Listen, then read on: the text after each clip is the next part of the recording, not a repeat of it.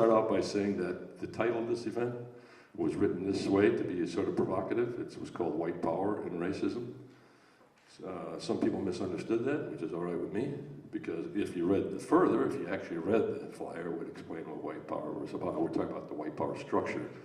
We're not talking about the skinheads and the tattooed guys who are out there throwing stuff at non-white people.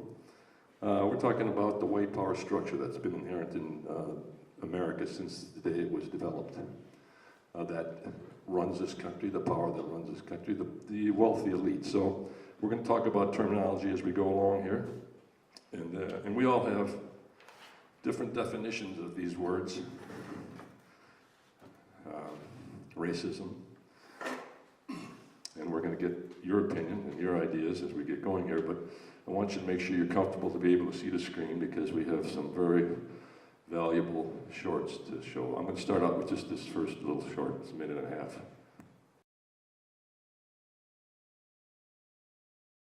Okay, that's just a sample of the white power structure right there. For him to admit that this is a country of white, Christian, actually males, he didn't say that, but that's pretty much who's in power. So when we're talking about white power, it's not only, it's like I said, it's a white power structure we're addressing. Or it could be the wealthy white ruling class. All these terms are sort of interchangeable. There's a great website that I want to direct you to. It's called Who Rules America? And it's by Professor William Donhoff at University of USC in Santa Cruz. It's essentially defined as the beginning of the formation of America and the economic power class, the wealthy elite, who happen to be white. So race plays a factor in this whole thing. So I'm going to base these next clips on 4 books that I want to bring to your attention. If you don't know about them already, you probably do, many of you here. But the first one is called An Indigenous People's History of the U.S. It's by Roxanne Dunbar Ortiz. I have a copy of it right here if you want to look at it later. This is a little preview of the, it's a trailer for the book actually, which is interesting. So here's a short 1.5 minute.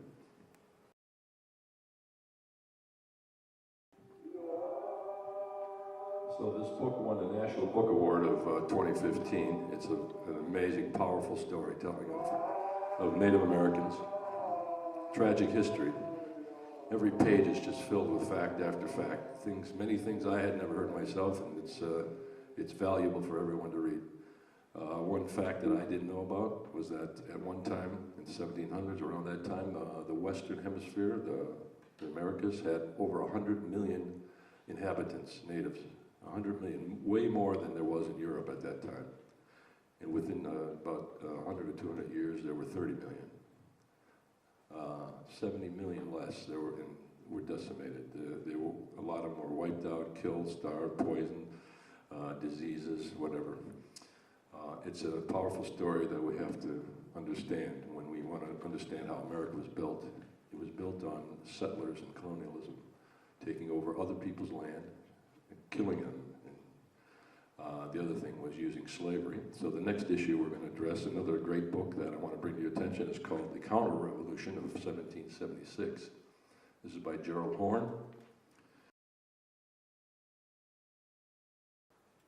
Okay, that was a clip from Democracy Now! And Goodman. And so slavery promoted and driven by the profit motive has put blacks in a submissive role ever since.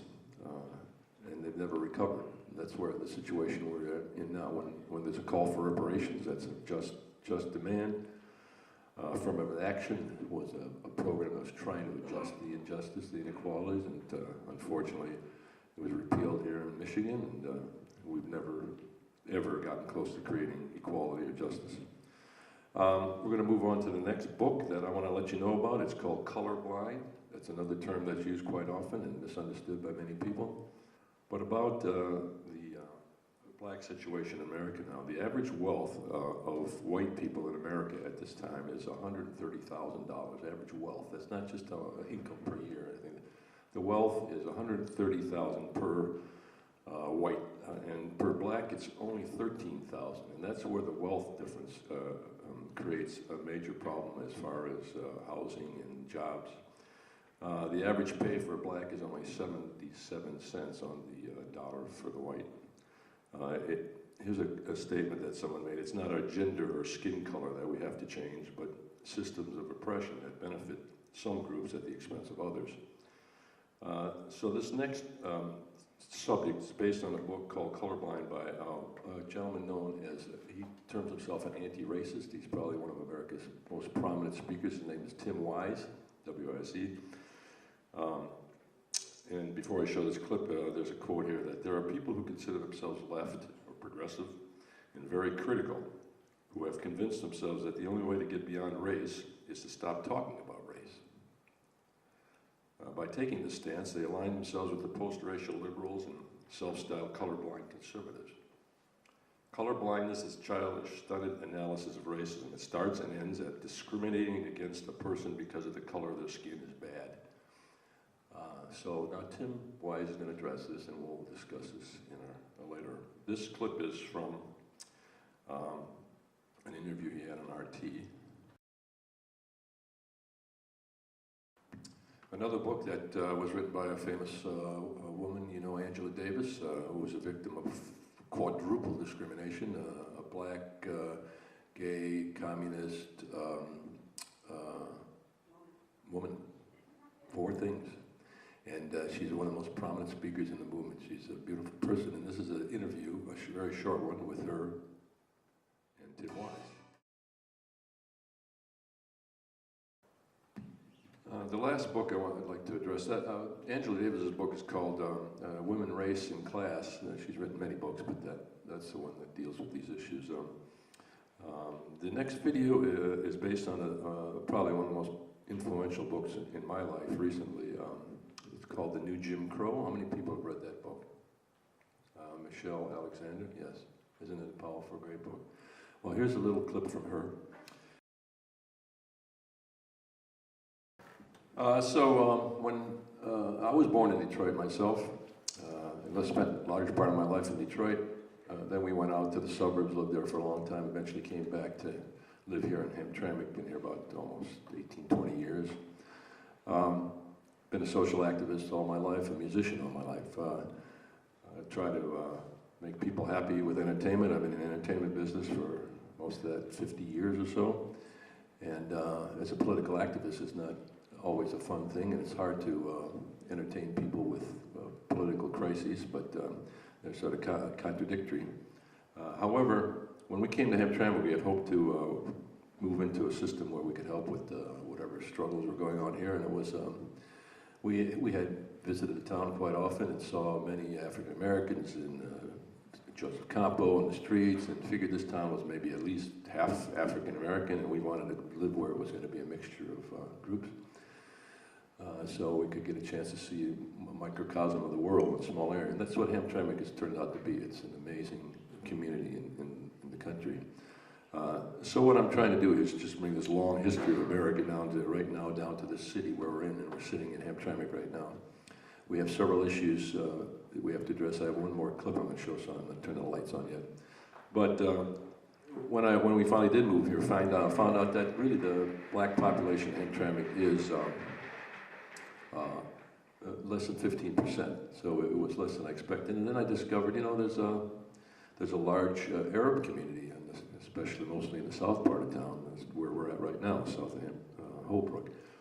And the more we lived here, the longer we lived here, the more we learned about the city and the racial composition. And I was with the Human Relations Commission for 5 years as a chair, and learned a lot about the different ethnic groups, and where I was able to gain many friends in those communities, because the struggle for justice is difficult everywhere, especially here in Hamtramck. This city has been white run, and it happens to be Polish. I mean, it could be any other ethnic group, but the Poles lived here for a long time, and they took over from the Germans. And this, if you want to see any small microcosm of this issue we're talking about white power structure, you could see it here in Hamtramck. This city, now it has a very small population of Poles, Probably less than 20%, no one has the exact figure, but maybe 70–80% are not white. There's a lot of Arabs, a lot of Bangladeshis, and the Muslim population of the city is very large. The tragedy is that all the department heads, all the leaders of the city, all the power positions, all the people who make the decisions, except for, at this point, 4 Muslim council members, are all white.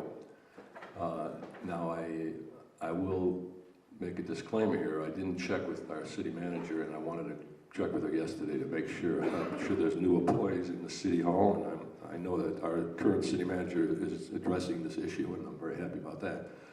But up until recently, there was no Arab persons working for the city in City Hall, and no Arab-speaking people, and certainly no Bangladeshis. And if there is, it was very minimal, and it was a menial job, or certainly not a department head. So, not that anyone's purposely trying to structure it this way, and not saying that the white power structure is a planned process where everyone's aware of what they're doing. It ends up that way. It's because you just can't find any Bangladeshis who are qualified, who want the job, and you can't find any Arabs who want the job, and they have to go through school to do this and all that. Whatever excuse there always is, there's no attempts to adjust this situation. So we were sort of surprised that the city is not as fair and just as we thought it was. So I started this group called OneHamtramck, and that's why we're meeting and having public events, and we're supporting the Yemeni community our organization painted a mural on the wall of the Sheba restaurant right down the block here. Some of you know about this beautiful mural. It celebrates the rich history of Yemen and the Arabs and the Muslims, and it's becoming very well known now around the world, and we're excited about that. It's drawn attention to this part of the community of Hamtramck. Once I went back to the library actually last year I went to the library to look back at the old records in the newspaper, which has been pretty much white dominated from the beginning. I went back to the 90s before we got here to see how many Arabs were here and why there was such distrust of a certain councilman who we had here once, the only Arab ever elected, Dr. Abdullah al-Ghazali. I still don't quite understand the dislike of this person from the white community, but we'll figure it out. I looked for Arab names in the newspaper. There wasn't one Arab name in the entire 2 years I went through 91, 92 newspaper, and yet there was a large Arab community in the south part of town here. Now that can always be explained away by saying, well, you know, they didn't want to be part of the community. They didn't come up and they didn't want to run for office. They didn't want to be in the newspaper. They were quiet. They stayed in their own community. But the point is, when you have a community as rich as this with so many ethnic groups, it's such an enjoyment to share and learn about each other, and there just isn't that kind of thing happening. We have diversity, but we don't have connections with each other as much as we should have. So this, we're going to move on to now, and I said that so we can raise that issue when we have our discussion. Well, I got one more clip. I'm going to lead it into our guest, Elena Herrada, who's going to talk about the Detroit situation and the Latino community. Then she'll be speaking for 15 minutes at the most, and then we're going to have our Hamtramck Yemeni activist, Aiyash, for 15 minutes, and then we're going to open up for discussion for you folks. This is a video clip of Coleman Young II, and this is a speech he gave on the Senate floor in Lansing. It's a powerful speech. I knew his father, Coleman Young. I got to interview him back in the 80s when we were working on a Paul Robeson show. His father, Coleman Young, was actually a bodyguard for Paul Robeson when Robeson used to come to town. He was an amazing person. I really respected Coleman Young. And here's his son now, running for mayor in mayor's office in Detroit. And he was. This is a little clip of him giving a 4-minute speech on the floor of the Senate.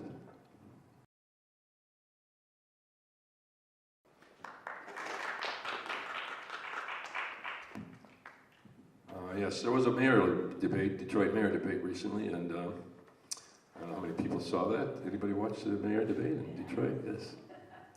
So I just had a few comments about it, then I'm going to bring Elena up. There was a question mentioned by one of the journalists who were asking questions. She said, race is the pink elephant in the room. And then she asked the mayors to respond to the role of race in Detroit. And I don't know if you noticed it and watched it, but Duggan did not answer the question. He just sidestepped it and talked about something else. Now, I was thinking how to apply that to the situation here in Hamtramck, who has an election coming up next week. We have a mayoral debate coming up, I think, Thursday. Maybe it's in 2 weeks election, I'm sorry, whatever it is. But we have a different kind of government here in Detroit, in Hamtramck than they do in Detroit. This is a city manager government. So the mayor and the 6 council members select a city manager. So it's really the city manager who has the same equal power as the mayor would in Detroit. But we don't have city manager debates here. It's an interesting process. I realized after seeing the mayor debate that once the council and mayor select the city manager, the people in the city are pretty much stuck with whoever that person is. We don't have a debate and choose which city manager we want. We choose the mayor and the city council. So the other problem that happened here in Hamtramck is because we have a emergency financial manager who was here for a while to run our city because we couldn't run it ourselves. And then when she finally left, she appointed another city manager to take her place. And that was accepted by the council and mayor. But while that manager was here, there was also an RTAP board, Transition Advisory Board, which is in place, which is a group of people who were not elected. They were appointed by the state. These people have the authority in the city right now, and if you want to place where the power is in the city right now, it's probably in the RTAP board. And these people are political. They have political positions. They represent certain ideologies, certain points of view. They weren't elected by the people. They don't represent the people in the city at all, but yet they're making decisions. And it happens to have we happen to have a majority council of Muslims in this city right now. 4 out of 6 of the council members are Muslim, which doesn't matter their religion, of course. It's just that they're not white. And a lot of the votes now are happening for one of the first votes that we've had in the city that have been contrary to our white Polish mayor is that back in February, the majority Muslim council voted against her vote. And it was the first time in her 12 years as mayor that she actually did not get the vote she wanted. This caused a major controversy, and now we have a situation where it looks like the Muslim council members are against the Polish, or against the white, against the Muslim. It's a bad situation to be in, because it does look racist in some degree. Certainly not because some people commit crimes and a criminal is a criminal, regardless of what the race is. However, we have a situation where these 4 Muslims who now have the authority in council to vote really do not have power, because the power holds in the hands of this state-appointed RTAP board. So one of the first things we have to do in this city, of course, is to deal with this RTAP board and get our power back in the city, in the hands of the people, in the hands of the mayor and the council. We'd like to introduce you to a lady who's very well known in Detroit for her activism, not only in the Latino community, but also very active in Detroit politics. She's a member of the school board in exile, and she is a fighter. She's at every rally, every protest where people are out on the streets, and her whole life has been like that. We really appreciate the work she does. Please welcome to the microphone, Elena, Herrada. I was on the board for 7 years in what we called exile. And the reason that we were in exile is because the majority of us, there was an 11-person school board in Detroit. There were 4 at-large seats and 7 district seats. And 7 of us, by pure grace, remained resistant to the emergency manager, and that's why we were in exile. That's why we termed ourselves in exile. We said no to everything that the emergency manager tried to do, because everything that the emergency manager did was to dismantle the schools. And if we would have agreed to those things, like the Detroit City Council is doing now, agreeing to the things that the emergency manager and now the quote-unquote mayor are doing, then when you have your day in court and you try to get back the resources that they took from us, the court that can actually say, well, your elected officials agreed to those things. So it's important, there was a reason for saying no. It wasn't just to say no, as the media would have you believe, that we were just simply saying no to be defiant. We said no because we did not agree to $3.2 billion being taken from us and not having an audit, and then having the district dissolved and a new district created with money that we had to borrow to pay back the looters that robbed us. So if the facts could ever find their way into mainstream media, people would have been very opposed to emergency managers. We actually defeated that law statewide. We lost our voting rights under that law, and then what happened? They implemented a brand new one that was voter-proof called appropriations, meaning that $10,000 was attached to that bill and we couldn't repeal it. And it was more repressive and draconian than the first one. So all of Detroit, and I guess Hamtramck also if you were under emergency manager, Inkster, Benton Harbor, Highland Park, and Flint. lost Flint, of course, Flint. We even had the same guy. All lost our voting rights. And all of the cities that I mentioned are majority black, with Latinos following. So Flint, Latinos are there, Detroit, Latinos are here. So we have also lost our voting rights. So that's something that you hear very little about, or little complaining about in the Latino community, that we lost our voting rights under the emergency manager.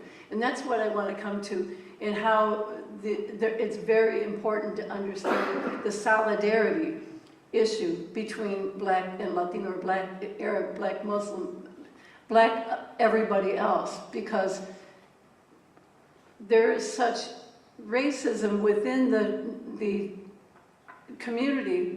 Because we're colonized people, there's such racism that we do not align ourselves with the issues that we actually have in common. We do not align ourselves with our voting rights.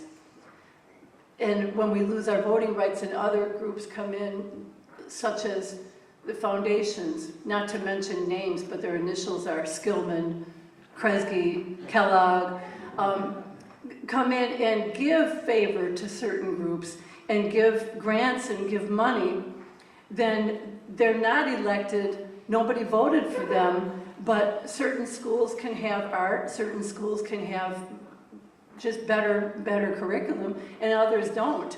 And we don't have anything to say about that because we didn't vote them in and we can't vote them out. So the Financial Review Board is appointed. We're dealing with a similar thing as Hamtramck, because there's people who are elected, but they don't have any power. There's others that have power, and that's where we need to follow to put the pressure. They're just people like you and me. They can be brought down. We just have to aim our energy in the right places. And so in the Latino community, there's been a lot of attacks by immigration, and it really destabilizes us in terms of being able to coalesce together to do anything, because everybody's really afraid. People are really afraid. There was in June a group of parents who were picking their children up from prom. You know, they were doing this subversive act of taking their kids to prom. They were high school seniors, and ICE picked up parents. So kids couldn't see their parents when they got home from prom, and they won't see them. They got deported. These are children who are in school. They had just graduated. They have siblings who were in grade school, and their parents were taken. And it's like being kidnapped. And now they don't have any way to support themselves, and these kids who may or may not be U.S. citizens are here without their parents, because their parents were removed by ICE. And they were not criminals. They're just people living their lives. The criminals are not getting removed, I'll tell you that, because people are afraid also of crime in our community. There's a tremendous amount of drug activity and scary things going on. They are not getting removed. And frankly, I wouldn't mind if they did. I'm not like pro everybody, because there's havoc being wrought in the community by violent crime. So if people are committing violent crimes, I'm not like, oh yeah, let them stay. No, domestic violence and drug dealing and everything else is like really a serious thing, but they're not getting removed. Landscapers, domestic workers, children, they are getting removed because they're very low-hanging fruit and it's not a threat to anybody to stop them and pull them over. You're not going to get shot by them, you're not going to, you know. So there is a method to this, and there's a number of people who are being counted like quotas to remove. And the president supposedly said that he's going to concentrate ICE more in places where there's a quote-unquote sanctuary city. And so if we're a sanctuary city, they're going to put more resources into deportations and detentions. And now there's even proposals being taken to build a new detention center in Detroit.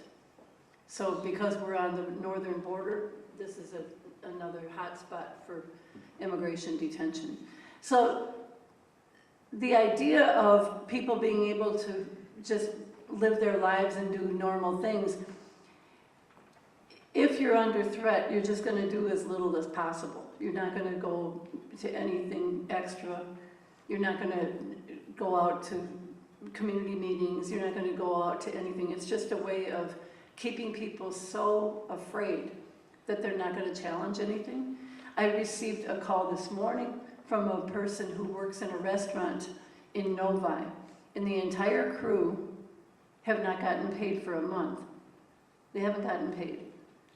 They clean, they cook, they serve, but they haven't gotten paid, and their employer is threatening them with immigration if they try to get their money.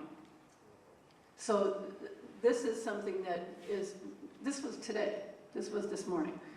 And what we'll do is gather a group of people to go to this place and confront the employer and make them pay. But the threat of deportation is really serious.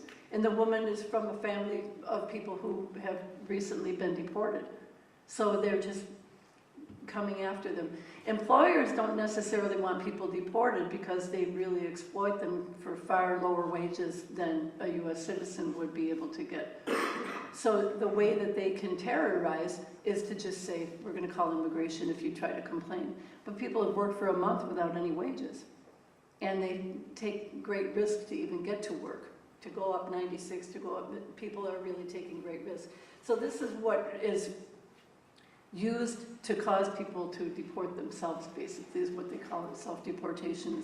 You just leave because you can't survive. You leave because the reasons that you came here are not there anymore. So these are the things that we're faced with, and in our community we try to give encouragement because our own families from the 20s and 30s were deported. My own family was taken up in the repatriation. There was 15,000 Mexicans that were removed from Detroit between 1929 and 1932. 15,000. And our community never recovered from that. The people never came back in big numbers. We were always like 1% of the population here. I always said we were small but loud. We were a very small number here until NAFTA. And following NAFTA, the free trade agreements in 1996, Mexicans and Central Americans began to find their way to Detroit, following somewhat of a path of people who had come years and years before, and settling in and living their lives all the way up until now. So when my family's story, which was never told until we actually really worked hard to get this oral history project done, because people hadn't known about the repatriation. Even those who it happened to weren't saying that it happened and didn't understand that there was a government plan to deport Mexicans to get them out of the country because there was a depression. Then we were able to finally get this story documented, and the difference between then and now, which is the thing that I try to really impart to the younger people now who are facing deportation and facing separation from their families, The difference between then and now is that there was nobody here then. There was nobody to stand up for the Mexicans that were getting deported. There was no sign of anybody defending them from these raids, from the deportations. And that was the central question that I had, was who fought it? Who stood up against it? In Chicago, when they got hit very hard in Chicago, there was a lot of resistance and there was a different kind of response. But in Detroit, no one stood up for the community. And even the diocese, the priests, everybody, all the records that I found was just colluding to help get rid of Mexicans. They would even say from the pulpit that a good Mexican is one who will get on the train. Rather than fight for people to have a decent life and for them to stay in the new home that they had established for themselves. They were actually colluding to help get rid of them. And all the records show that there was nobody helping Mexicans to fight the repatriation at that time. Or for many families, we would call it depatriation because they were actually born in Detroit. So all that to say that what we'd really like to do now is to create an atmosphere for the people who are here, who are facing that, with a sense of stability and solidarity. And you see that people are fighting this a lot more. There's a lot more immigrant rights groups. There's a lot more pushback against ICE. There's people who are surrounding the planes and surrounding the buses and surrounding immigration offices and stopping them from taking people. Because it really is like just snatching people out of their community and kicking them out. And it's a form of terror on the community. It's not just us, it's also the Arab community, it's also, it's Albanians as well, it's other communities as well, but really centrally focused on Latino communities because they're so much easier to target because we're concentrated by language and race and geographically. So, but what we're trying to do really is say the difference between then and now is that we're here now, that we're here. We're not. We've been through that, we've come back, we've created community again.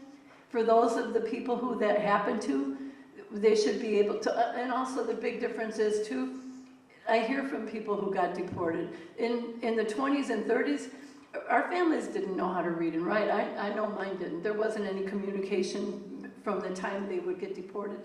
They lost entire branches of family. Now people get deported and they call us and they say, oh, I got here, and would you send my bond money? There's Facebook. There's all kinds of ways of keeping up with people, so you don't have to lose track of people. And we also know that this is not a sustainable reign of terror. We know that this can't last. We know that the country needs everybody that they're actually kicking out. We know that. We also know that the kids speak English.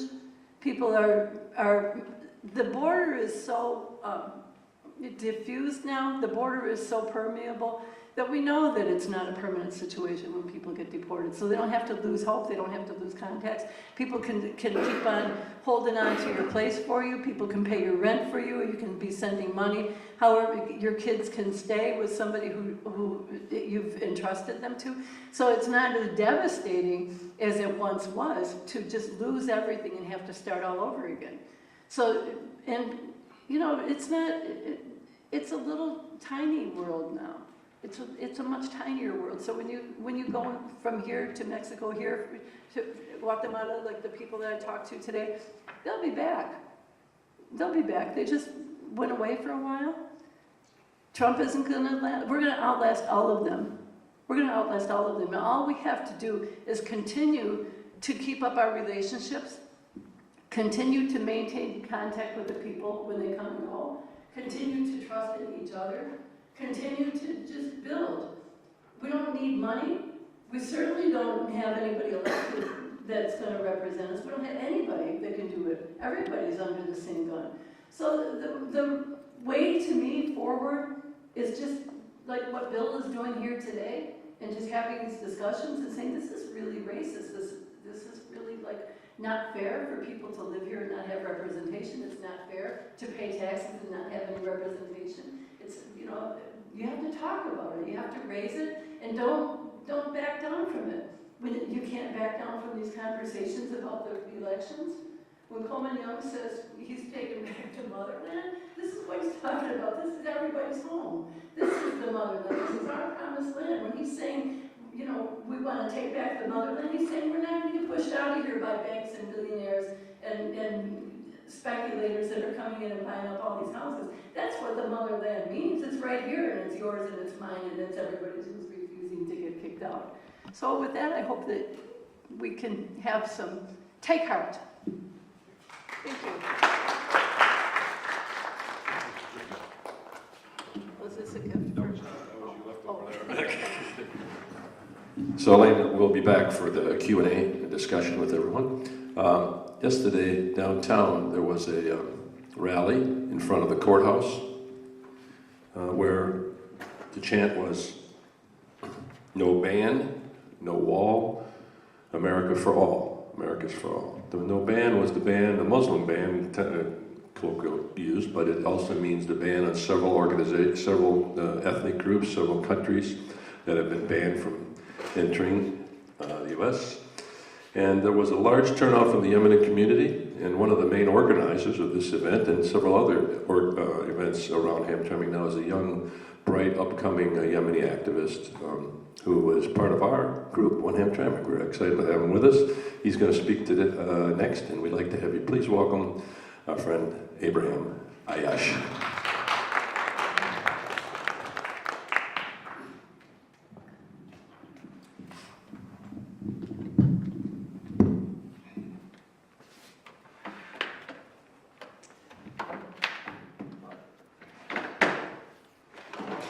Hello, everyone. First of all, I want to thank Bill and OneHamtramck for having me come and give a quick talk. And I want to thank you all for coming. I appreciate you taking Saturday, a college football Saturday, to come out here and to talk about white power structures and racism. And speaking of college football, I want to use a story kind of that I experienced. So 2015 was a good year for Michigan State. We won the Big Ten championship and then went to the Cotton Bowl and got whooped by Alabama. But that was in 2016, but 2015 was where the magic happened. So I was in Indianapolis and I went to a tailgate. And I guess I was speaking to a woman, she's my friend's mom, and she starts rambling about how, you know, certain people come into the country and she's particularly talking about women who wear the hijab. She says, well, these women come in here and they keep these stupid, you know, cloths on their head and so on and so forth. And I guess she had beer goggles on because, you know, after rambling for 20 minutes or so, she asked, so where are you from? And I tell her, oh, my parents are from Yemen. And you can imagine the look on her face. But I mean, this kind of goes to the point, right, of people who try to claim America as theirs. And I asked her, I said, what is America? Is it Budweiser and blue jeans? Because my jeans tend to be dark wash or black, and I don't drink beer. So do I not qualify as an American? And, you know, she was flabbergasted and didn't know what to say. So kind of I said, you know what? Have a nice day. And I walked away frustrated, but we ended up winning the football game, so I kind of forgot about her. But this kind of brings this question of, you know, from the very basis of this country, we've always had this selectiveness about who is an American. And what people fail to understand is the United States, the only premise of what it is to be the United States is you accept political citizenship. That you accept this idea that I will come into this country and I'm going to believe in a constitution that is flawed, just as our founders put it. You know, we're here to create a more perfect union. And, you know, there isn't any racial, ethnic, geographic limitations on who can be an American. But we know based on policies that's not always the case. And I go back to the Naturalization Act of 1790. So for those of you that don't know, that was a law that was established in 1790 and stayed all the way till about 1944. And it said people can come to the United States and they can live here for 2 years, and after 2 years they have to go to the court and prove that they are quote-unquote free white persons. Now, I want you to think about that. So, from 1790 to 1944, folks who'd come to the United States would have to aspire to whiteness to be granted full citizenship. And Muslims in the United States actually had to do the same thing. And if you think about Islamophobia, I mean, that was the establishment from early on. Orientalism, so, forgive me, but that theory is a master theory that essentially tells us that Muslims, this defined area of the geographic area in the world known as a Muslim world, is somehow antithetical to the West, and it's in resistance to, it's in opposition to. So that idea was really always there from the very onset of the United States. So Islamophobia wasn't a new concept, and you kind of see that with the Nationalization Act of 1790.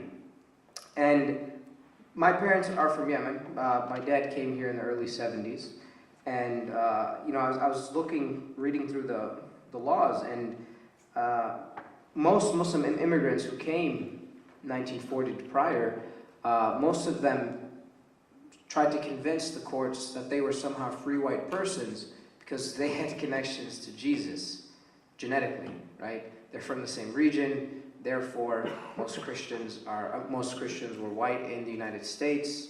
So using that logic, a lot of them tried to argue, and for a lot of times it worked. There was one guy from Yemen who tried to do that here in Michigan. His name was Ahmed Hassan, and he went to the courtroom and said, "I'm Muslim." And Judge Tuttle's opinion said that, and this is a formal opinion from a judge. He goes that Muslims as a class would not readily intermarry with our population and be assimilated into our civilization.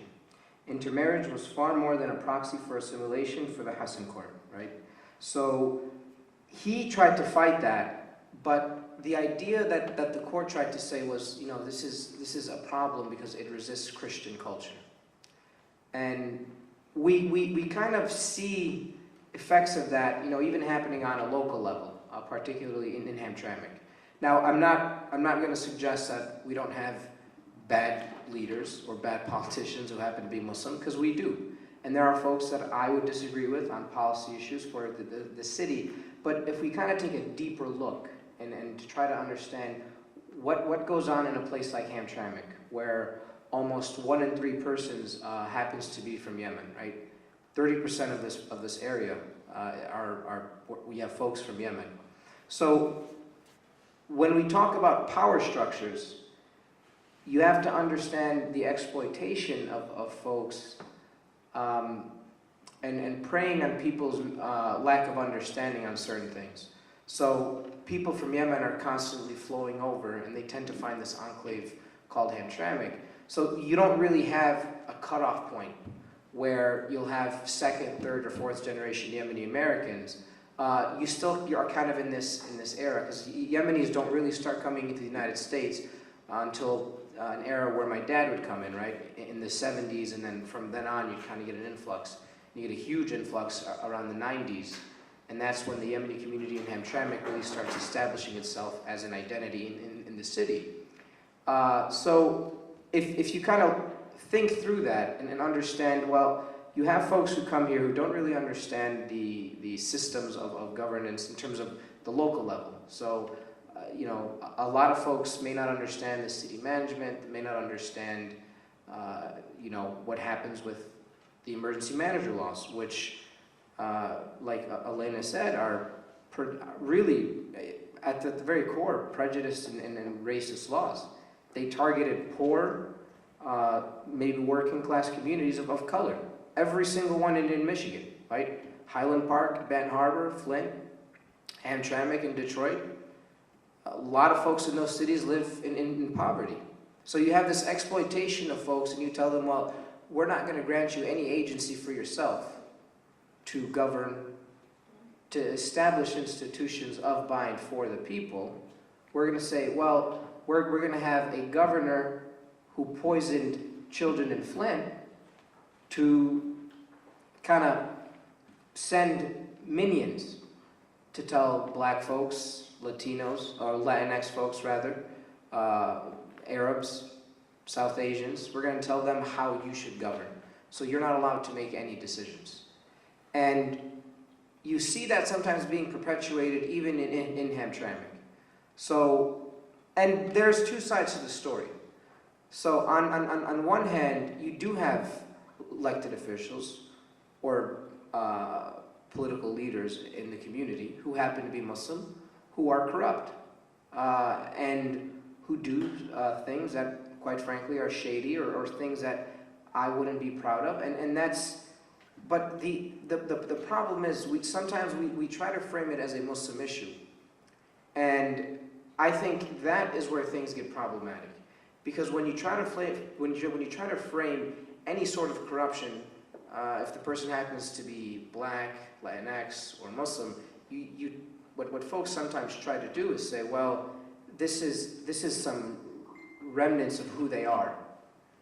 This maybe is inherently a black political issue, the corruption, or this is an Islamic political issue.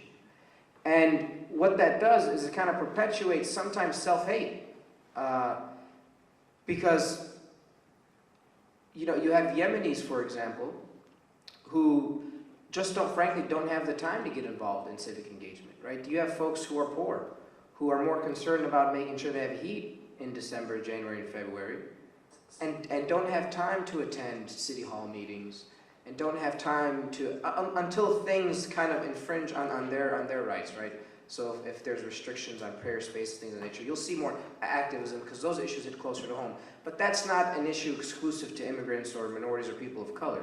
Most folks aren't as engaged as we would like them to be on any level of government across the United States, whether it's a white man in Oklahoma or a Yemeni man in Hamtramck.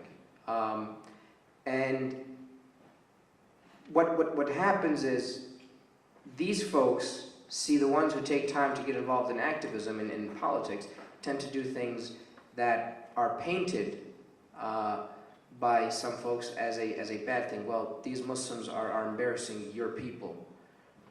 And that's kind of how they get folks to kind of join their side. So you'll have, you know, we have folks, we have some people who happen to be white, who come into this community, and they tend to go to these minority groups and say, look at what these people are doing, your people are doing to you, let us help you, let us figure it out.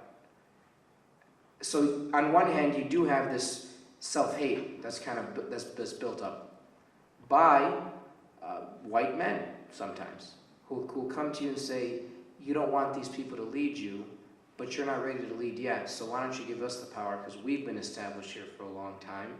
We know what we're doing. We understand the government, this, that, and the other.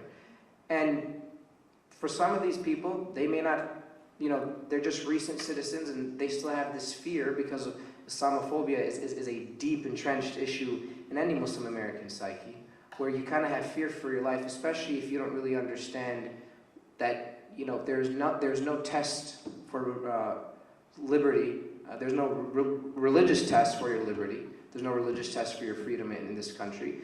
But people are afraid of speaking up. People are afraid of stepping out. And I saw this yesterday, actually, at the protest. So I was one of the MCs at this demonstration. And some of the people who were helping organize the event wanted to play the national anthem at the very beginning. And I asked them why. And his response was, we want to show them that we're American. And you had one guy who came with one of those masks that was Stars and Stripes, and he wore a long sleeve shirt that was Stars and Stripes, and a baseball cap that had the American flag on it. And he, you know, took out 2 broomsticks, taped them together, and held a really large flag. And I asked him, what the hell is this all about? I mean, is this 4th of July? And he says, no, I want to show them that we're American too. Right? And this kid was probably, I don't think he can even drive yet. Right? Probably no older than 16. And it got me thinking, well, why is it that particularly immigrant communities always have to feel like they have to prove their Americanness, right? And this reminds me of another story around the football season. I was in Texas for the Con Bowl for, again, Michigan State, and I had a conversation with the man who was criticizing the Mexican community and said, we don't like the fact that we have to learn Spanish in Texas. And I looked, and I asked him a question, right? I tend to be a smart ass sometimes, and I asked him, how do you think the indigenous folks felt when you tried to force them to learn English? Or when you tried to take away their language and say, we're not going to learn your stuff. We're going to speak French, and then eventually we'll speak English, right? One or the other. But we don't care about whatever indigenous language you may speak. And he said, well, that was 200 some odd years ago. I said, no.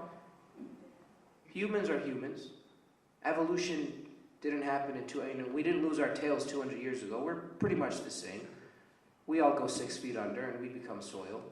The worms eat us up. So I said, why is it in that situation you didn't see issue, but when you're on a border and there are 2 languages and there is no formal language in the United States, why is it an issue that these folks want to be bilingual? And he didn't know how to answer that.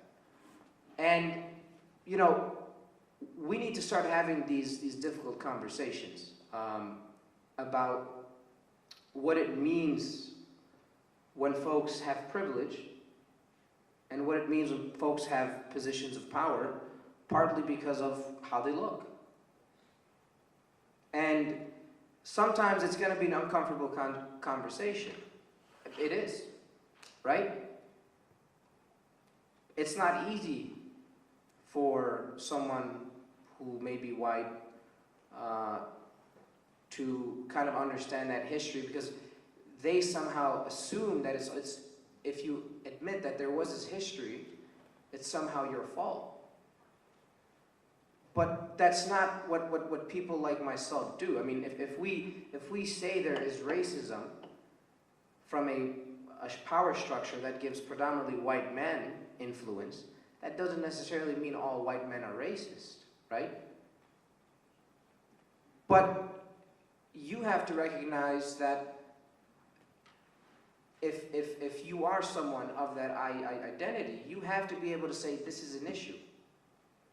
In the same way that we're told, well, the only people who can really influence the community in which you identify with is you if you address an issue. The same issue goes with power structure and systemic racism. Black men didn't put laws into place that arrested the Rockefeller drug laws, for example, weren't implemented by black men and Latino men. That wasn't something they did. And until we're going to be able to have these conversations, then we're not going to get anywhere with these issues. And I'll close on this, right? The Islamic tradition tends to appeal to logos and ethos, right? But oftentimes people want to use pathos, right? Your emotion to trigger something. And I go back to a story with the prophet, because white supremacy was always a thing, right? And it was amplified in the United States. But, you know, there was an issue in which Abu Dhar made fun of the first muezzin, which is the person who does call to prayer. He says, you have dark skin, and he mocked him for it.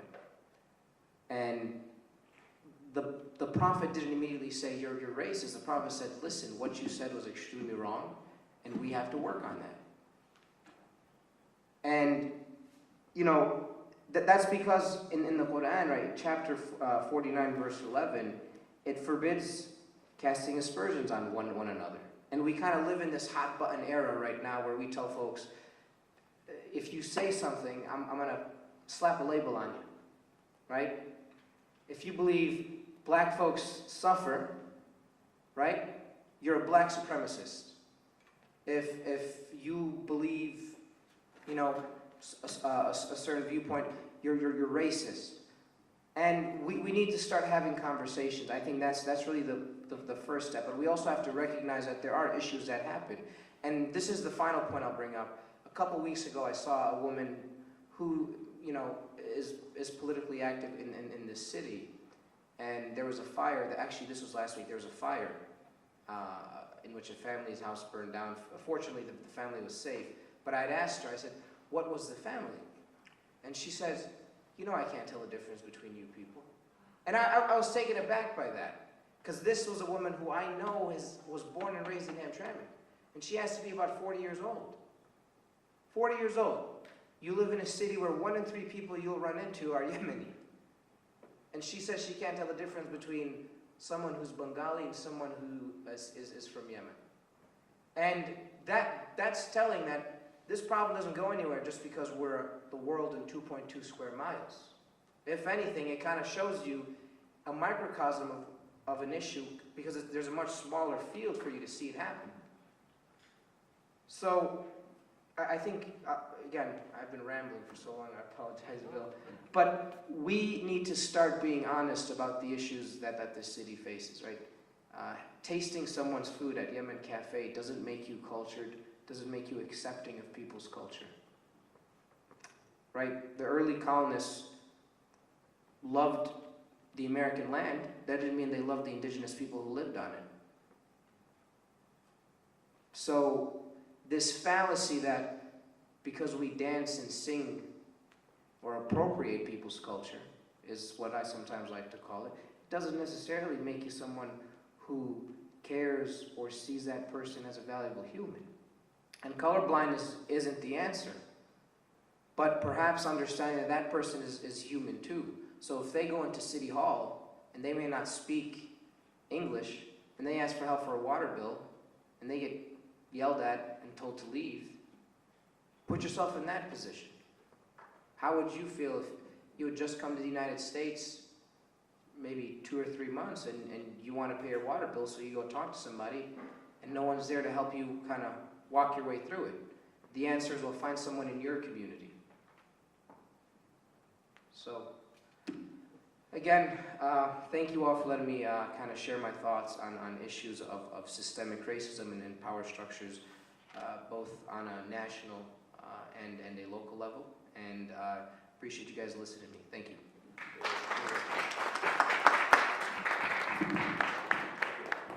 Thank you very much, Abraham. We're going to ask Elena to come back and sit up here and we're going to open the discussion up. I'm David Finkel. Elena, how would you identify, let's say, maybe the 3 most important issues in the mayoral election, and then in addition to that, what would you say are a couple of critical issues in Detroit that aren't really being discussed in the mayoral election? Because I have to admit, I haven't followed the coverage of it too much. I've been, kind of consumed with other stuff, as we all are. Thank you for asking that. And this is actually, I still haven't heard anybody talk about the most important issue, is the fact that 3 years following the bankruptcy, there's supposed to be self-determination returned to the city of Detroit and the end of the Financial Review Board. And not one person on the city council or the mayor's debate has mentioned this, and nothing else matters. If you don't have a right to decide of your own resources, do you think that people who have the right to govern themselves would have ever built a multi-billion dollars, $1 million stadium using our tax money that was supposed to be for schools while we're closing schools? But those are the kinds of things that a few very powerful people can do. And then the city council was told that if they opposed anything, that the emergency manager and then Duggan, which is really, to be perfectly frank, we have no mayor, we have no city council, we have Dan Gilbert. And if anything is going to be done in the city of Detroit, it's going to be his decision. Where the court's going to go, where the jail's going to go, there's going to be a soccer field here, there's going to be... So none of the things at all matter if we don't have our own right to govern ourselves, and no one is saying that we're supposed to get that right back right now this year. This is the year that we're supposed to have the right to our own governance again. I hope that answers your question. My name is Coleman A. I'm wondering, both Abraham and Elena, how you enter into a conversation such as we're having here today mentioning the word power structure, and somehow not find space to also mention socialism, capitalism. I think there's definitely room, right, to bring that issue up. But if you think about it on a local level, Detroit or Hamtramck can't upend, capitalism in favor of socialist, ways of governance or providing services to people. But I think the first thing is people have to feel like they're involved in that process to start addressing issues of should we tackle these kind of grander scheme things, right? And if you look at Muslims, for example, Obama was in office for 8 years, and it wasn't until his 7th year that he visited a mosque in America. Now, and this is why representation matters, because if you have people, we're not saying that a person who happens to be white or a man can't represent women, can't represent people of color, but if those are the only folks that represent women and people of color and other minorities, that's a problem. Because those people's perspectives aren't brought up in conversations of civic discourse, particularly when you're talking about policy issues, when you're talking about what is the role of government, how can we make a society that's more equitable, more just, more sustainable. So I think that's the first step to really try to address conversations around capitalism and socialism. But if, Dan Gilbert has all the flex and pull in the city of Detroit, how can we even begin to address that issue, right? Some would argue that Dan Gilbert is capitalism in Detroit, period. There's no one else involved. Sometimes the Illich family gets a piece of that puzzle, but other than that, no. So to close, I think you need to have that, you need to have people engage, and you need to have representation so people can feel valued and say, you know what, this is for me because so-and-so does happen to look like me or come where I come from. Actually, it really is an interesting question, and as big as things have gotten, as the projects that are being built, that are so far afield of what the average person needs or wants in Detroit, that I think it actually is a way in which we're not upending capitalism, but it is actually crumbling internally. And the more, I'm not at all, I don't have huge ideas about how things are going to happen that way, but I do know, for example, 2 of my daughters said that the money was taken out of their banks to pay debts that they didn't owe. That somehow the bank allowed some, predatory force to take money out of their accounts. So they stopped their direct deposit. And I was thinking, I'm only hearing this in my house, right? This is one little conversation that I'm hearing in my house, but if thousands and thousands of people are having this experience, and you have, let's say you have $1,000 in your bank, and you have specific things that you have to pay with it, and you go to pay your bills and it's not there because somebody was able to get at it, because it was allowed, because the banks are writing all these laws, and it might have been, a real debt or not, but it wasn't the decision that you made, and you have to make a different decision about what to do with your money. Think of that exponentially. So I'm not letting the banks at my money. I'll put my money on the table in my house before I would let the banks have it, because if the odds of somebody breaking in and getting it are less than the bank taking fines or interest or letting somebody else add it, I think that it's actually crumbling internally. And also, if I can avoid participating in what I see now is a very sinful economy. And I say this not as I'm not a highly religious person, but spiritually, we're paying into something that is racist. It has nothing but bad intentions for the majority of us here. Then I'm participating in something that I'm going to try to pull as much out of that as I possibly can. I don't want to spend this money here. I have a little choice of whether I'm going to go downtown and go to this restaurant and take the chance of a $45 ticket, or I'm going to invite a few friends over and cook a meal and tell them to bring a bottle of wine. Guess what? Guess what?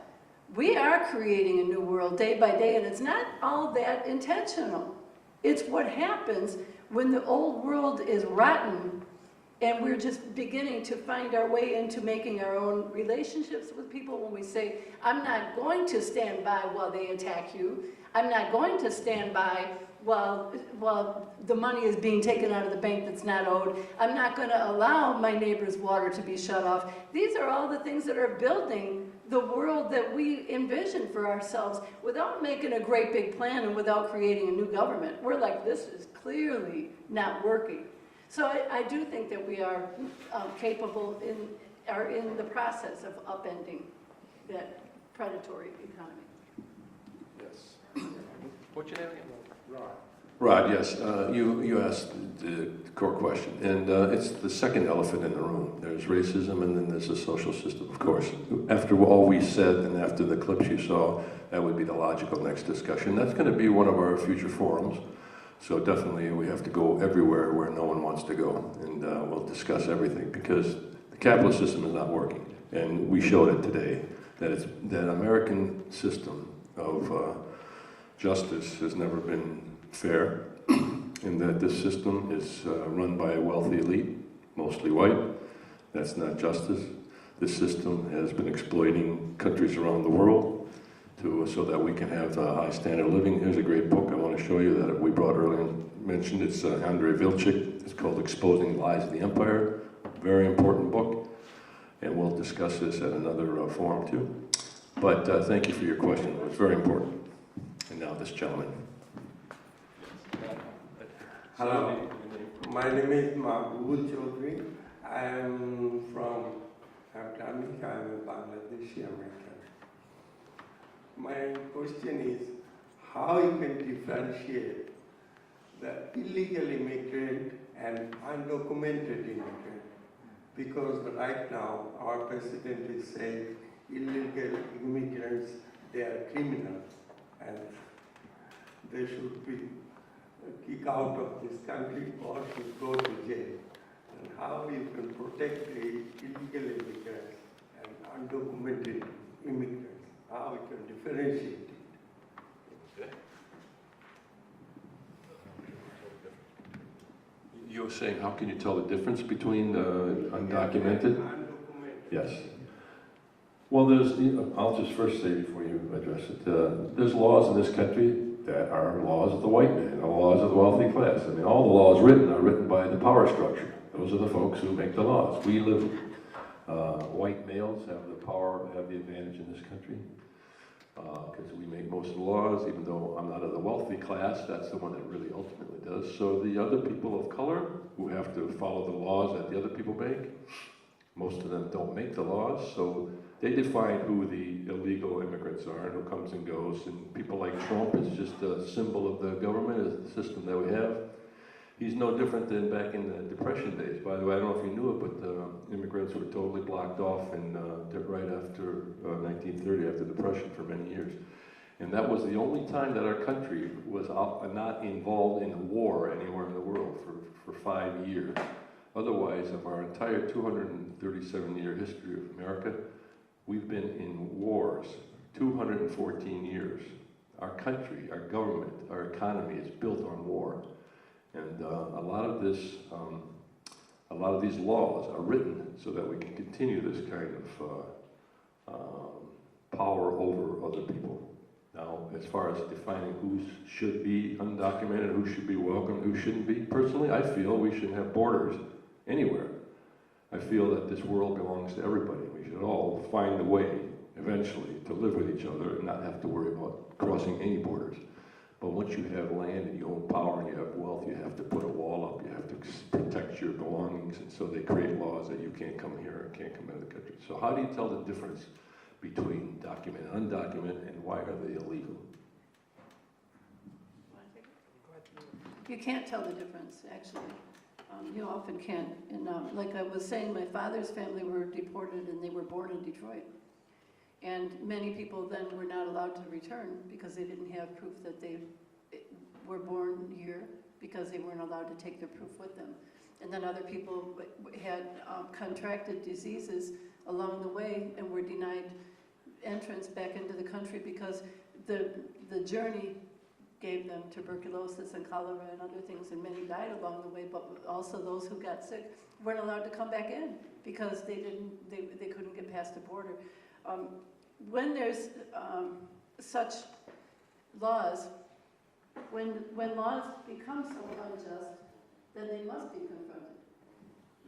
While we're talking about people being deported or detained, there's proposals being taken, projects being taken to build new prisons, and those are for-profit prisons. So it doesn't really have as much to do with as just making money off of the bodies of people, the bodies of immigrants, the bodies of the prison industrial complex has now expanded to the immigration industrial complex, and that's the reason. So how we distinguish is that we don't. That's why, and I also don't know that we should. I don't know that it's necessary to distinguish legal from illegal, because the only reason somebody can cross legally is because they might come from a place where they're wanted and they have money, and other people are being forced by their economy, which was created by the U.S. So I don't think that we even should distinguish. We should defend people from deportation. And we all should consider it as an undocumented immigrant, not illegal immigrant. Yes. That is my concern. Oh, We are all undocumented immigrant. If it's told that illegal, the word illegal is Criminalizes. Yeah, right. the word illegal is somebody criminalized, and he is put in under jail without doing any wrong thing. Right, For exactly. a long time. There's no distinction Right. in the way that they're treated. So Right. you're asking about the terminology being used, undocumented versus illegal. Yeah, there is no such thing as illegal aliens. Yeah, I mean, I would just say there's no such thing as an illegal human, right? I think that's an absurd claim. If President Trump wants to talk about what's illegal and what's not, well, we're going to see what happens Monday with the Mueller case. So, but before he kind of wants to cast judgment on is this human being illegal, which is an absurd idea, we're going to see whether or not his campaign had illegal activity. So, I don't believe that. I think it's toxic when you start claiming, when you try to find a distinction between what is an illegal immigrant and what is not. And I reject this notion that you should only be allowed to come to the United States if you're going to add economic value. So we saw earlier this year he tried to change some of the laws where certain folks who were educated or who could have been active citizens in terms of bringing in work and revenue into our system would be allowed to come, and those who were poor and whatnot might not get that opportunity. That's just, quite frankly, a stupid idea, because, and it's unjust. What do you tell folks in the United States who were born here and can't move up in the economic ladder? What if they spend their entire lives poor and they have kids and their kids are poor because of whatever issue, be it systemic or they're just down on their luck? So it doesn't make any sense to accept people only on the idea of, are you going to add value to our country? Because you have to ask yourself, what type of value are you even talking about? Okay, yes, please, questions, comments, whatever you want to say. Give me your name again. Hello, my name is Terry. How are you? Thank you. I do a lot of local media type stuff and also in the region. And I'm curious, one thing that I run across too is language. Definitely I'm an English speaking person, but also I would love to work with other folks of other languages. So I haven't seen that type of service in Detroit per se, or I'm not aware of it. You know, I mean, could you kind of expound on that in the perspective? Well, not so much like, well, learn, also part of it is like, okay, I'm an activist. I mean, I can spend years trying to learn language, or I can work with somebody in that community and it just get the job done. So I think that's something that I see often, you know, working in various communities. And, you know, definitely, you know, some folks mistake me from being, you know, Mexican or Puerto Rican. I actually have an interview with somebody from Puerto Rico today. So I have to, you know, I know a little bit of Spanish, so I'm kind of like working through that. And then I have a friend in Nashville setting up a conference call, and then you have the island that only has 25% of power and stuff. So, I mean, when you start getting these issues, do I, you know, yes, you know, I should, in a way, not be such an ignorant American and not learn other languages, but as far as like getting to the point, sometimes it's just nice to have those services there. Because I mean, you know, is that respectful in any way? You want to answer, or you just want to say? Well, it was kind of like a comment slash question. Leave it at that. Yeah. If you want to address it, fine. You can make comments, you don't have to ask questions. Does anyone have another question? We just want to make sure that everybody gets to speak who wants to speak. Okay, Mike? You don't have to ask. Hi, I'm Mark Corey. I think I know you, Mr. Aiyash. I have a question for you. What is your reaction to the recent actions of the Michigan State Police in raiding all these seizing vehicles and detaining people as a result of an election law investigation that's been in the papers recently? Especially in light of the fact we have a situation where we have at least 3 women were abducted and raped in Detroit, Coleman A, Hamtramck. State police doing nothing. We had the shootings at the White Star nightclub. Nothing's happened. We've had problems with people going 100 miles an hour and slamming into light poles. And all this day's activities, there have been allegations of theft by police. Nothing is done about it. Recently we had October 4th, Detroit News, this story about missing money in the police department, seizing people's property and losing it, not accounting for it. And yet we have the Michigan State Police, in their words, was a very extensive, thorough investigation of election fraud. My question is, do you believe this is warranted, or do you believe this is overkill, it's politically motivated? What is your reaction to those particular actions by the state police, and do you think that the city government is somehow involved with that? Thank you, Mark. I doubt Elena's going to know about that. I don't think Elena knows about that. We'll leave it up to, I know about it, and so does Abraham. So, Abraham. A couple points. First, on the issue of, which I think is one of the more important ones, about the safety of women in our communities. I think that's a serious issue, and I'm not sure how the police system in Hamtramck is set up, but I personally think it's frustrating where I was driving down the street the other day, going the speed limit, of course, and I saw a cop hiding, and it was around 5 p.m., around 5 or 6, and you know, just 2 weeks from that moment, a woman was abducted about half a mile away, around 5 or 6 p.m. So I think that's, as a citizen in Hamtramck, I was frustrated to see that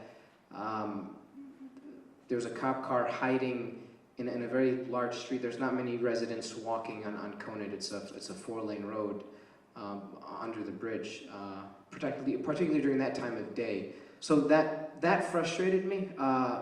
But in the same respect, I don't know if there's a different unit for traffic and there's a different unit for safety. I don't believe the answer to crime or solutions in cities is more policing necessarily, because I think there has to be other discussions about approaches if there are issues in any city, whether it be Detroit, Hamtramck, Highland Park.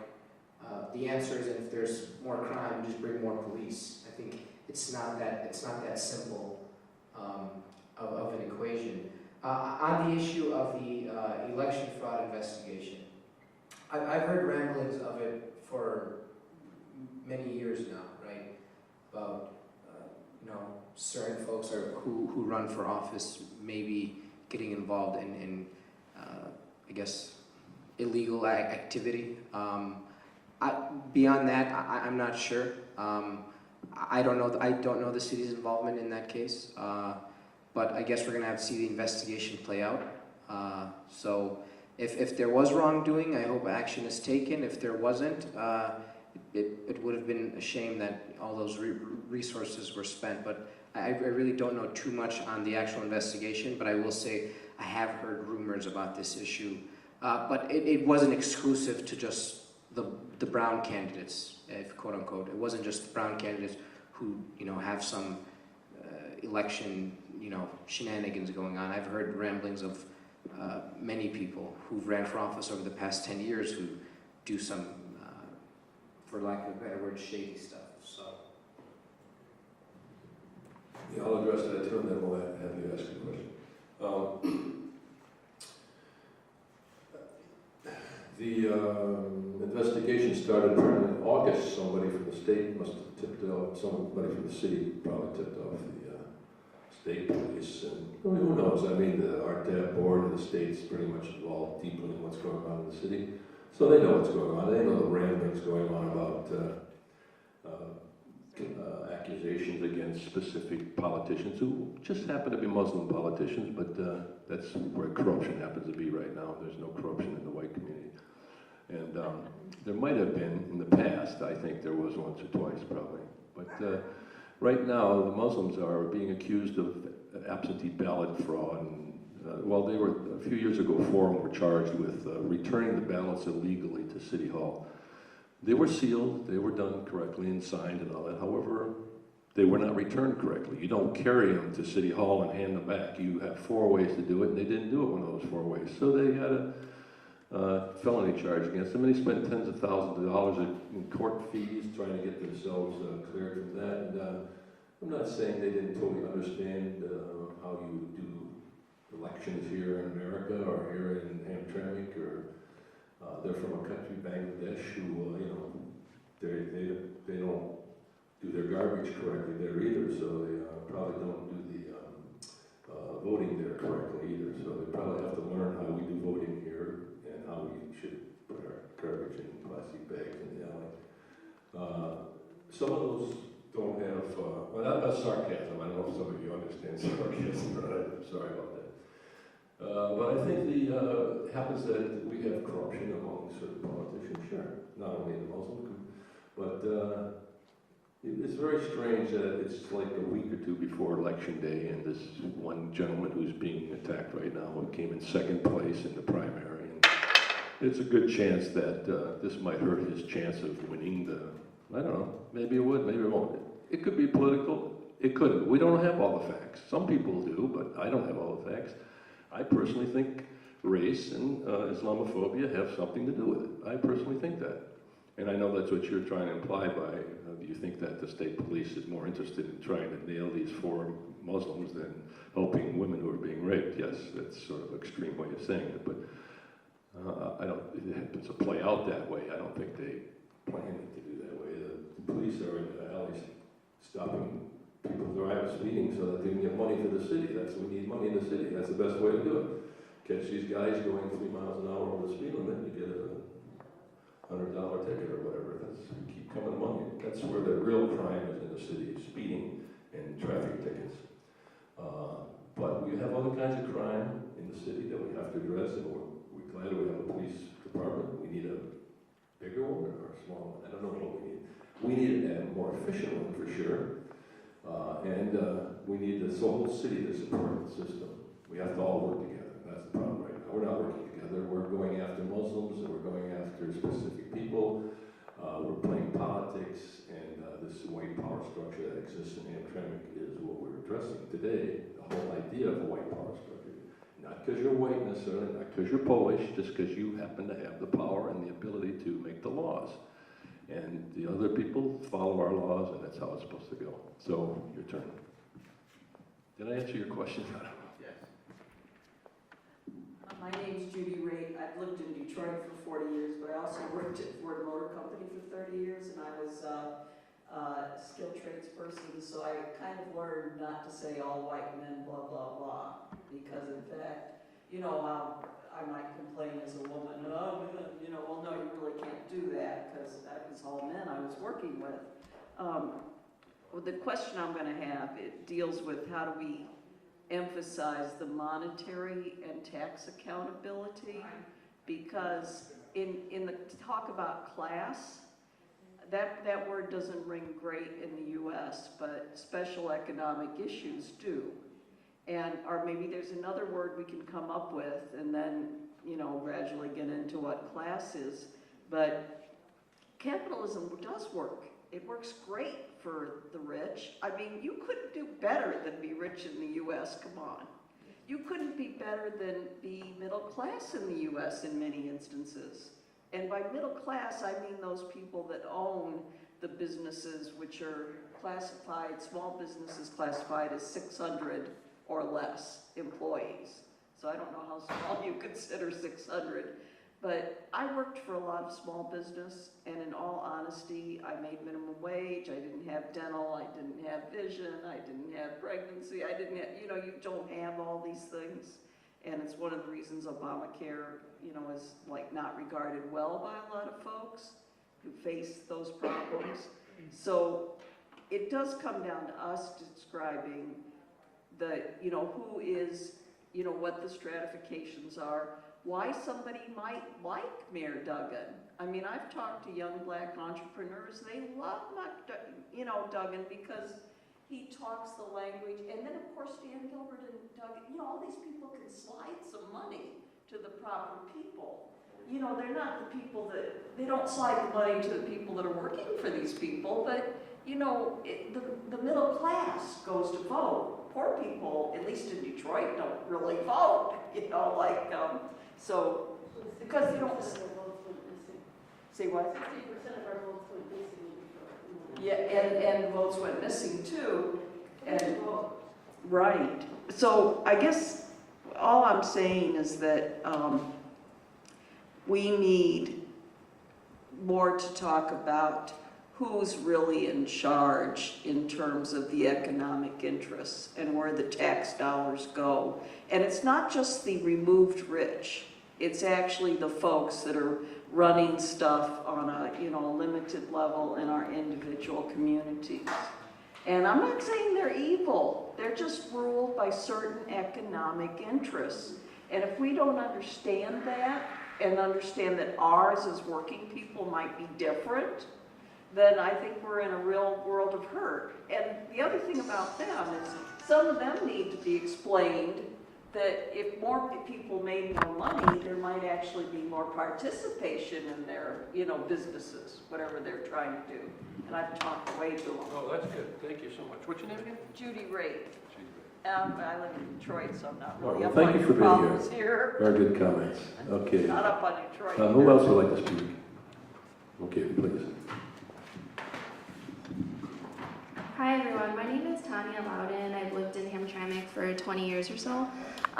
So my question to you was regarding the youth of the minority communities and what approach should we take to kind of explain the atrocities that they see on the news, on social media, the things they hear at school.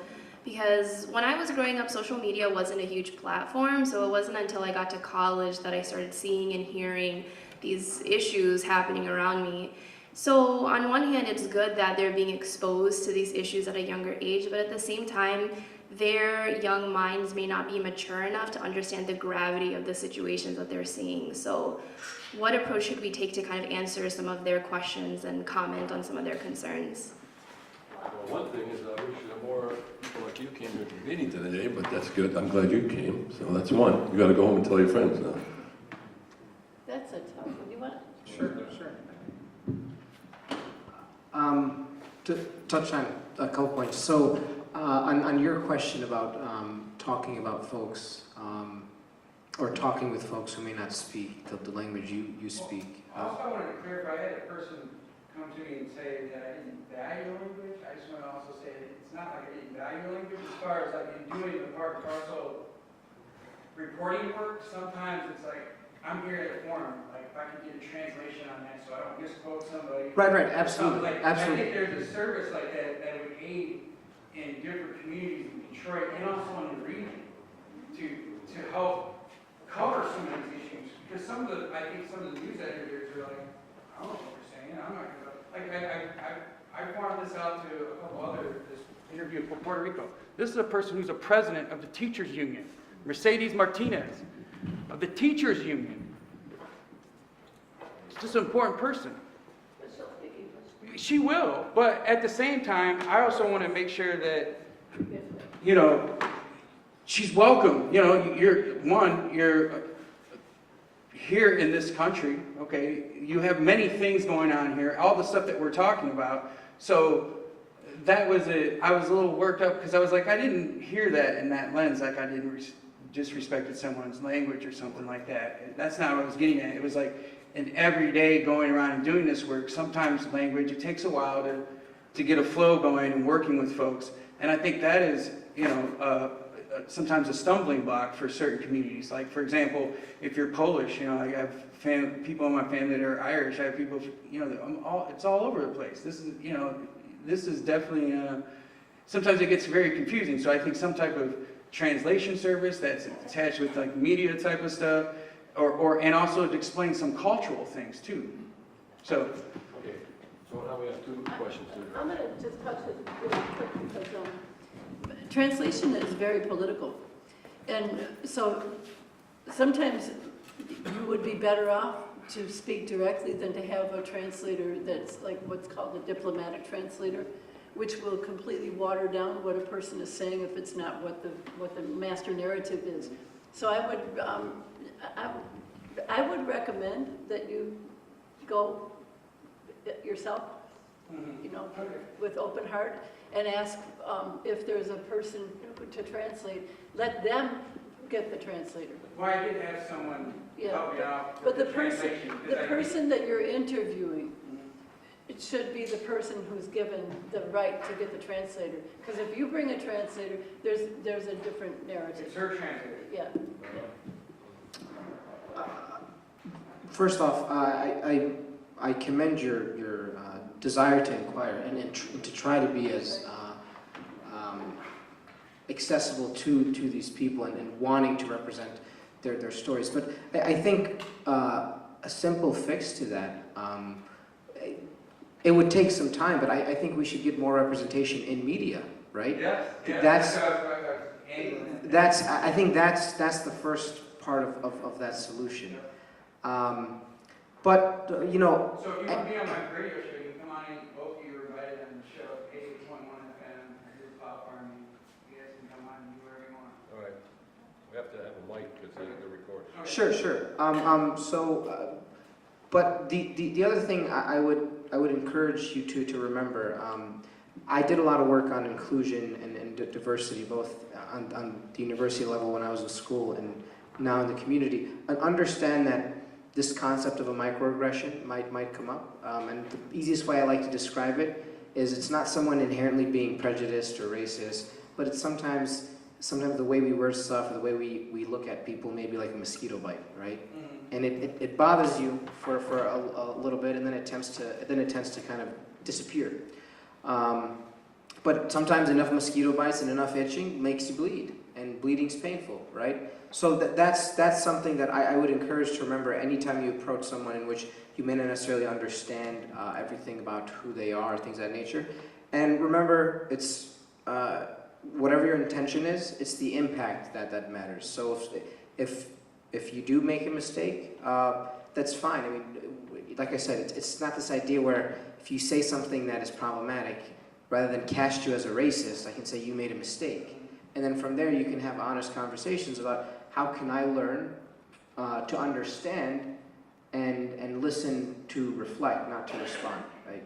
So that I think would be the best way. But if you're asking more specifically community or organizations, if you look at any community organization, they might have resources or people that may be willing to come talk to you.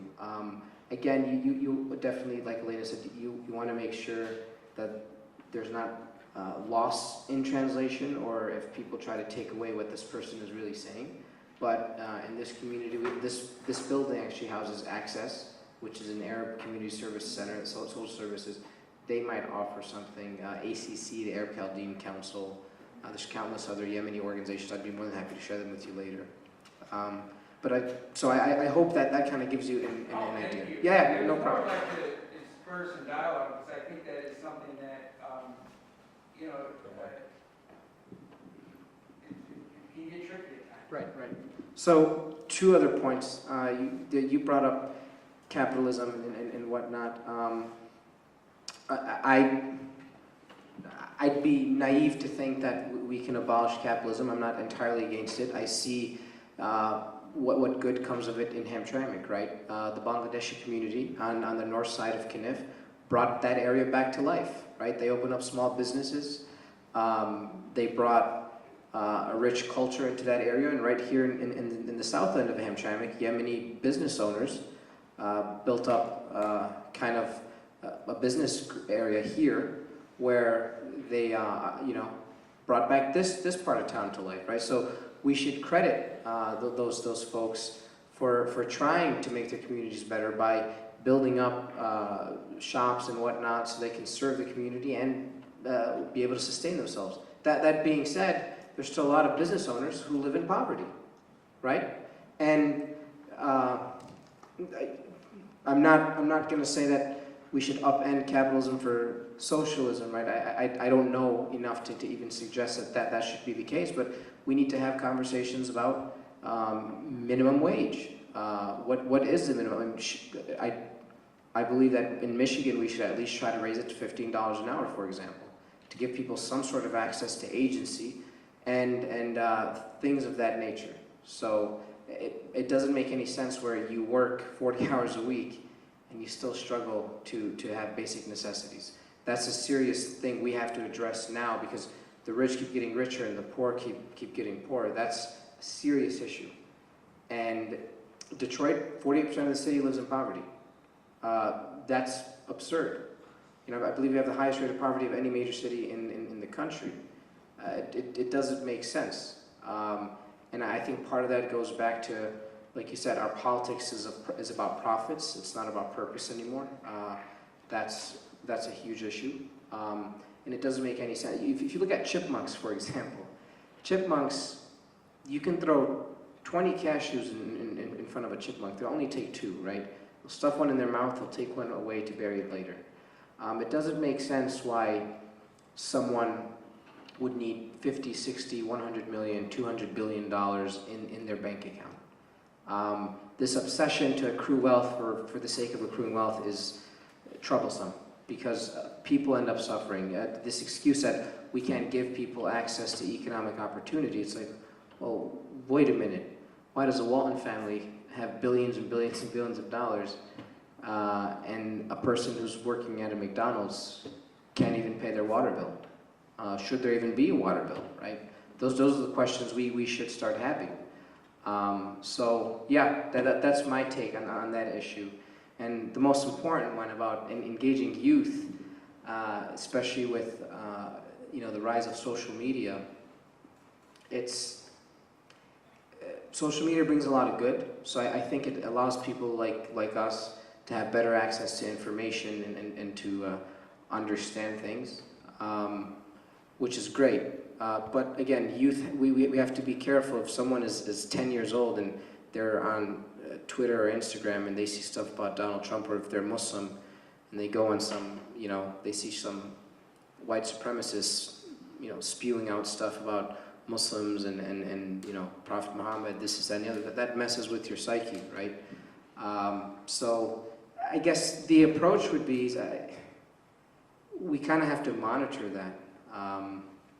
And I think we're kind of the generation that understands, well, when we're eventually going to have kids, we kind of understand where things are going, because we kind of had a taste of that, where cyberbullying is a serious issue. People can say some very nasty things. And sometimes the stuff you read may be fake. Right? There's someone in the city of Hamtramck who made a fake CNN page.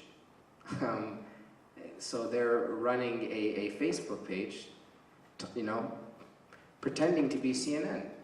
And if someone is young and naive and they see that and they see information, well, this is coming from a reputable source, right? That's dangerous.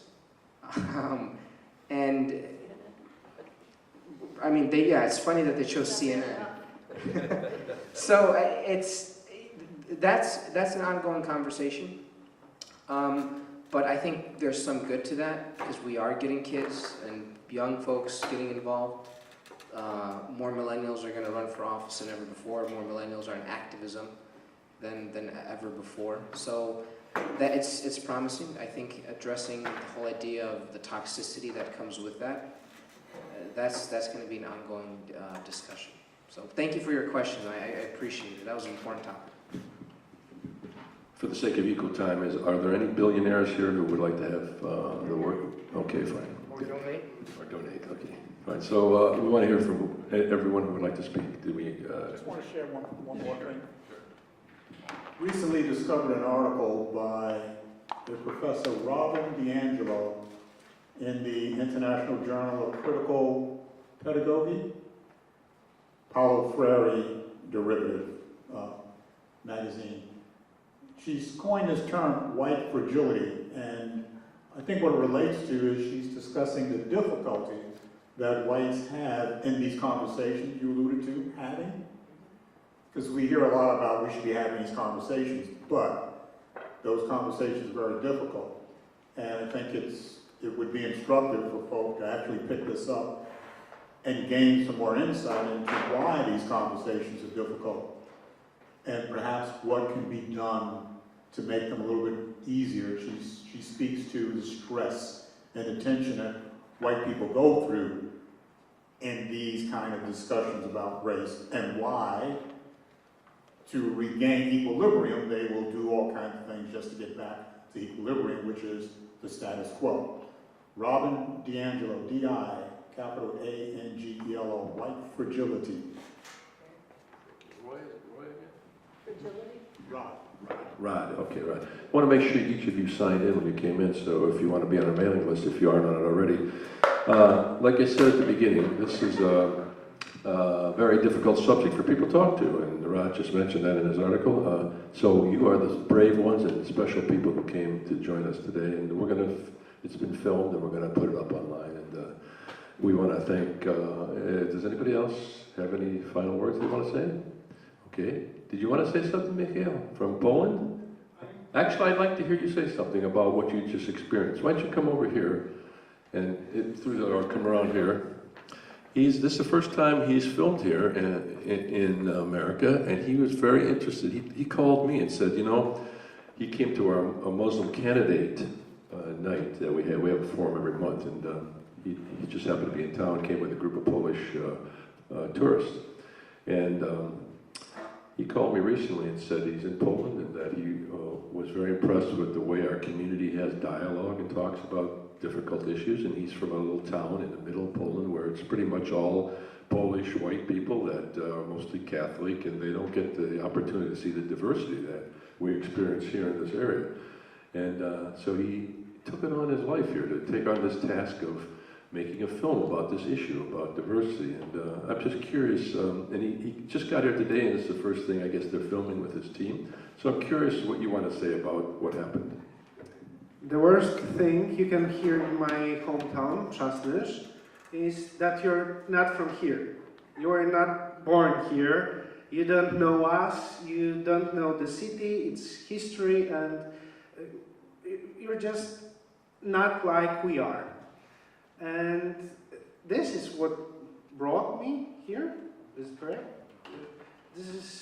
This tense between what I saw here in May when I have attended this meeting about Muslim politicians or Muslims in Hamtramck politics, and the way people in Przasnysz see our community.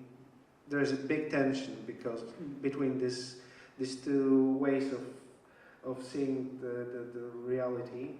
And yeah, I wanted to just go deeper and ask you, people of Hamtramck, how is it to live in such a diverse community?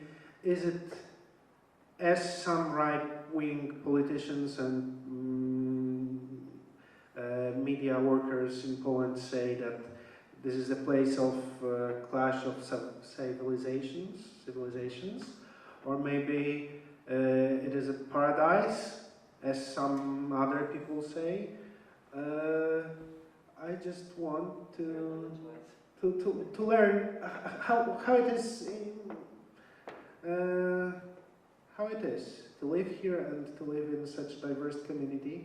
And I think it's very important for me to start this adventure of being here from this meeting and this perspective of structural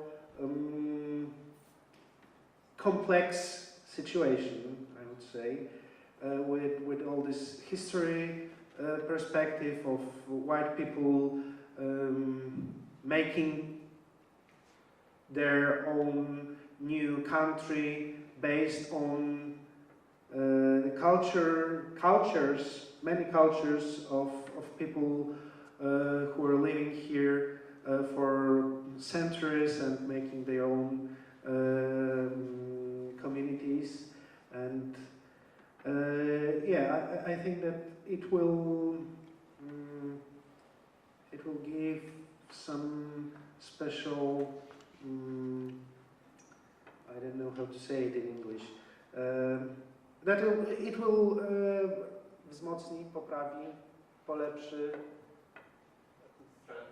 Yeah, that it will strengthen or make our documentary better because of these perspectives you show us today.